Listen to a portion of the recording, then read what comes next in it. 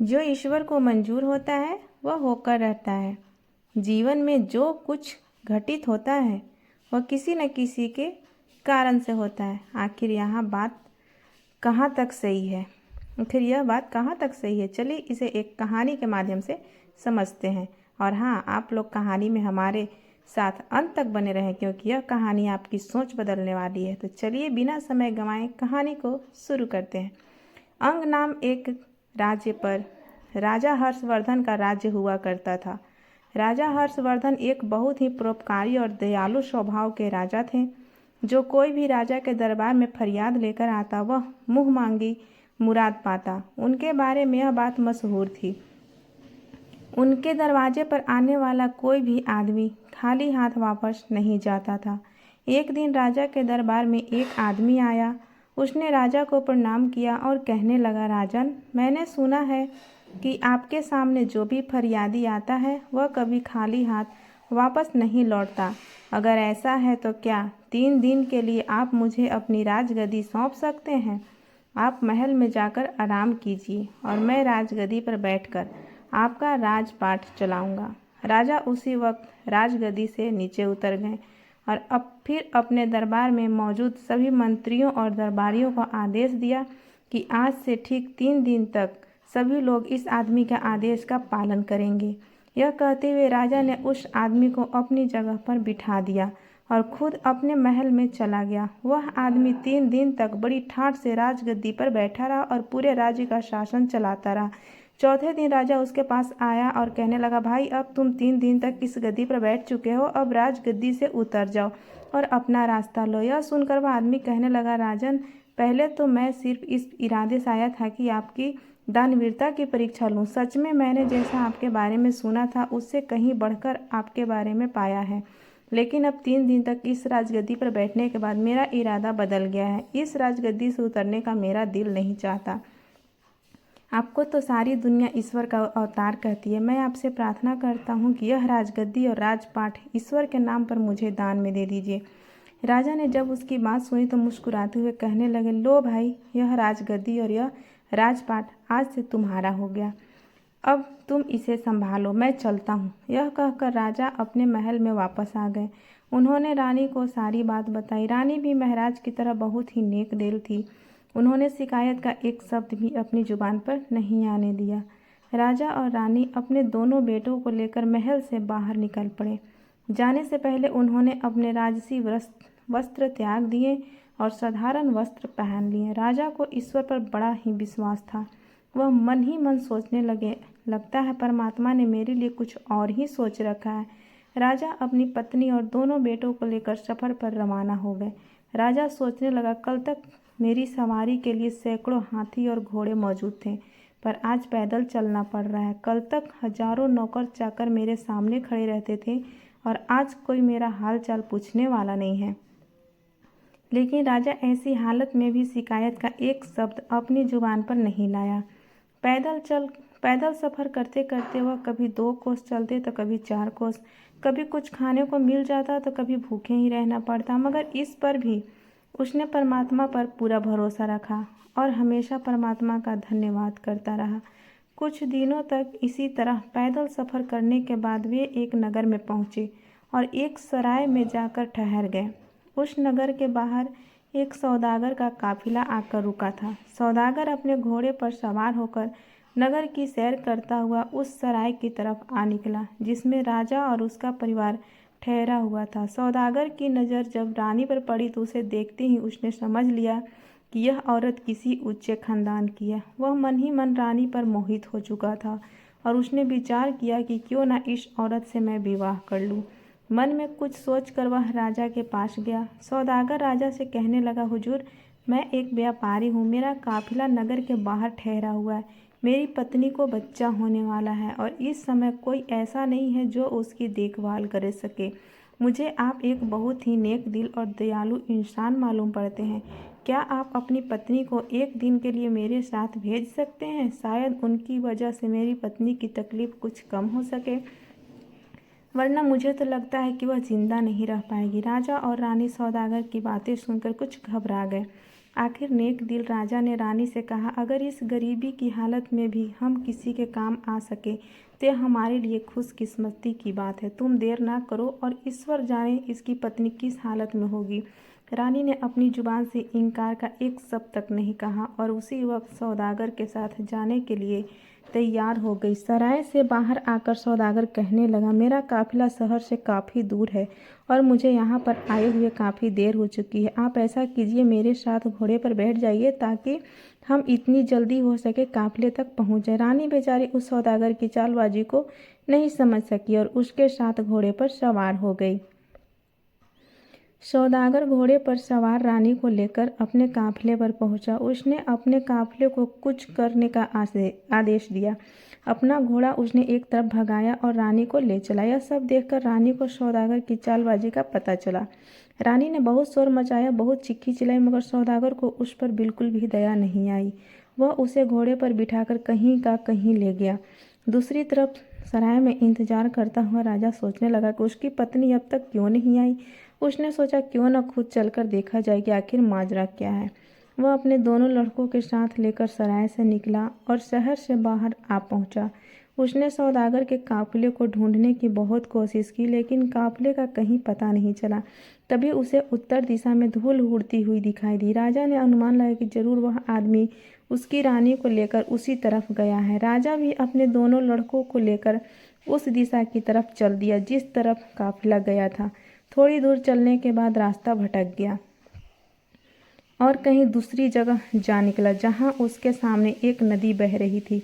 राजा ने इधर उधर देखा कि शायद नदी पार करने के लिए कोई नाव मौजूद हो, लेकिन वहां पर कोई नाव नहीं थी। उसने कुछ देर तक सोचा, फिर बड़े लड़के को नदी के किनारे पर बिठाया, छोटे लड़के को अपने कंधे पर बिठाया और नदी में उतर गया। राजा के इरादा था कि पहले छोटे बेटे को नदी पार पहुंचा देगा और फिर वापस आकर बड़े बेटे को ले जाएगा, लेकिन इंसान सोचता कुछ और है, होता कुछ और है। वह छोटे लड़के को कंधे पर उठाकर बड़ी मुश्किल से नदी के बीचों बीच पहुंचा। तभी उसे बड़े लड़के की चीख सुनाई दी। उसने मुड़कर देखा तो एक जंगली भालू उसके बेटे पर हमला करने वाला था। राजा अपने बेटे की चीख सुनकर घबरा गया। घबराहट की वजह से राजा के कंधे पर बैठा छोटा बेटा नदी में जा गिरा और बह गया। अब तो राजा खुद भी बहुत परेशान हो गया। वह जैसे तैसे नदी के एक किनारे तक जा पहुंचा। राजा यह समझ रहा था कि उसके बड़े बेटे को जंगली भालू ले गया और छोटा बेटा नदी में डूब गया। पहले तो राजपाट हाथ से गया, फिर रानी, फिर मुझसे छीन गई।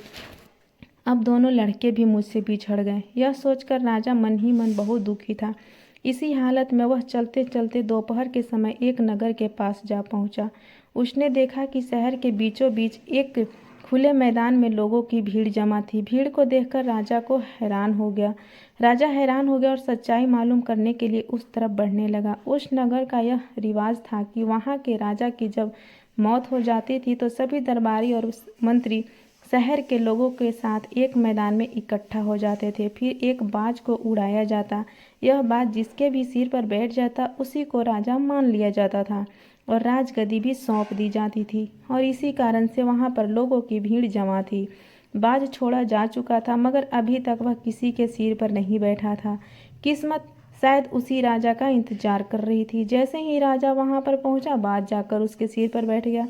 बाज का उसके सिर पर बैठना था कि तुरंत सभी दरबारी हाथ जोड़कर उसके सामने खड़े होकर उसे अपना राजा मान लिया। वे सभी उससे प्रार्थना करने लगे, चलिए महाराज, अब आप ही इस देश के राजा हैं, चलकर अपनी गद्दी संभालिए। लेकिन राजा ने कहा, अरे भाई, मैं तो खुद राजपाट छोड़कर आया हूँ।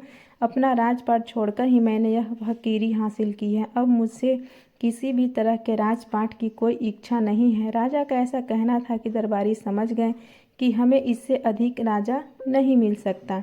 वे सभी जिद करने लगे, आप ही हमारे राजा हैं। राजा के बार बार मना करने पर भी लोगों ने उसे अपना राजा बनाकर ही दम लिया। उसे राजा के कपड़े पहनाए गए, सर पर मुकुट रखा गया और महल में ले जाकर उसे राजगद्दी पर बिठाया गया। इसके बाद कई दिनों तक उस नगर में नए राजा के चुने जाने की खुशी में उत्सव मनाया गया। राजा ने भी मन ही मन इस राज्य को ईश्वर का पुरस्कार समझा और उस राज्य का राजपाट चलाने लगा, मगर अंदर ही अंदर राजा बहुत दुखी रहता था। जब भी उसे अपनी पत्नी और बेटों की याद आती तो उसकी आंखें नम हो जाती अब जरा उन बेटों का भी हाल सुनिए, जिस लड़के को जंगली भालू उठाकर ले गया था।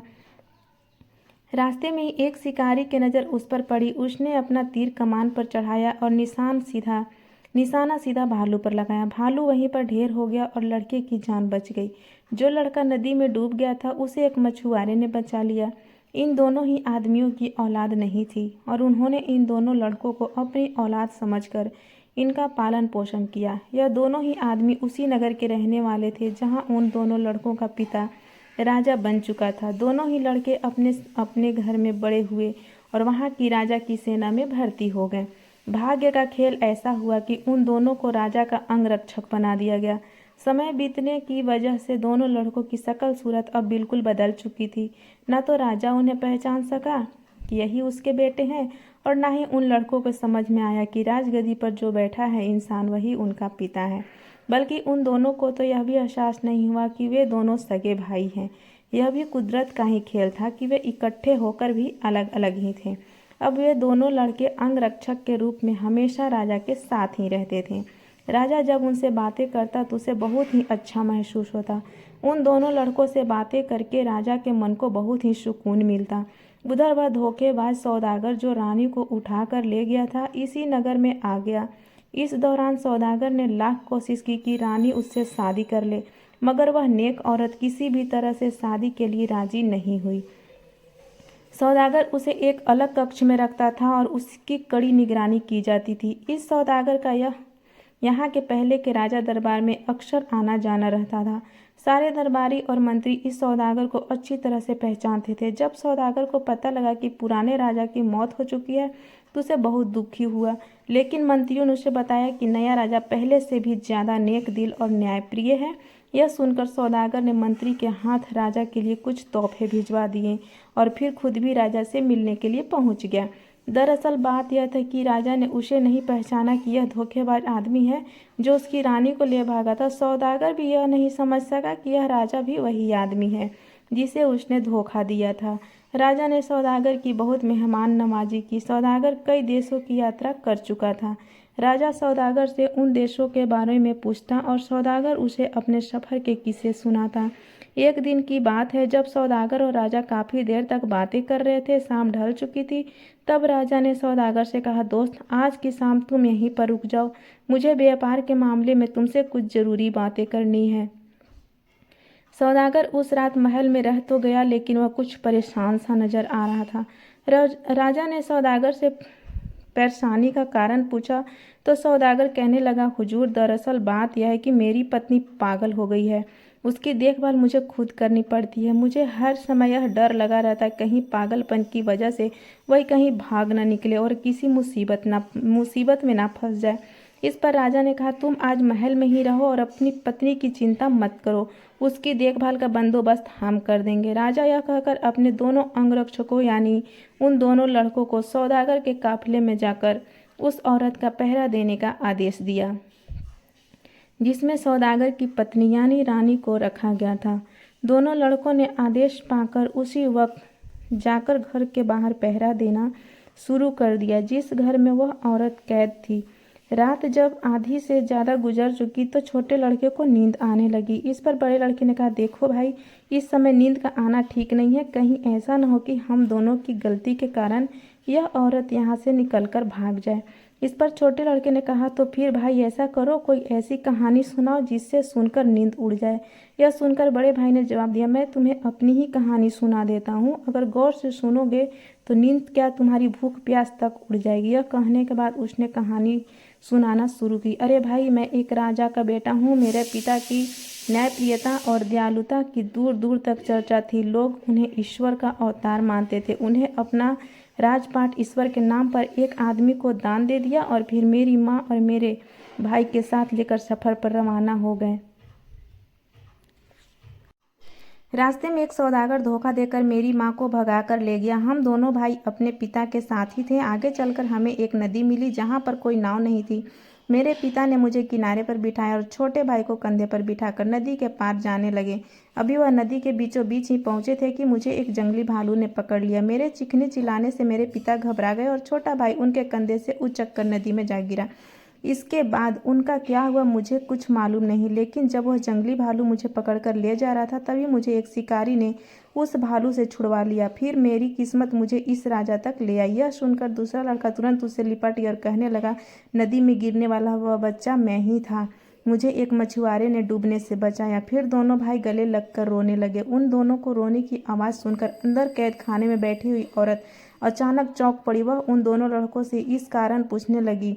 दोनों लड़कों ने जब सारी कहानी उस औरत को बताई तो वह कहने लगी, मेरे बच्चों, तुम अपनी माँ को नहीं पहचान सके? यह कहते हुए उन लड़कों से लिपट गई। तब उनकी माँ ने बताया कि मैं अब तक इस सौदागर की कैद में थी। दोनों लड़के माँ माँ पुकारते हुए उससे लिपट गए। इसके बाद वे दोनों उसी समय राजा के पास गए और उसे सारी घटना कह सुनाई। राजा को अभी तक यह नहीं मालूम था कि सौदागर की कैद में जो औरत है वह उसी की पत्नी है, लेकिन अब उसे मालूम हुआ कि वह औरत इन दोनों लड़कों की माँ है। राजा ने यह फैसला किया कि वह इसी वक्त सारे मामले का दूध और पानी का पानी करेगा। उसने उसी समय उस औरत को लाने के लिए सिपाही भेजे। जब वह औरत राजा के सामने पेश हुई और जैसे ही राजा की नज़र उस पर पड़ी तो सारा माजरा राजा की समझ में आ गया। राजा की पत्नी भी अपने पति को देखकर पहचान गई और उसकी कदमों में गिर गई।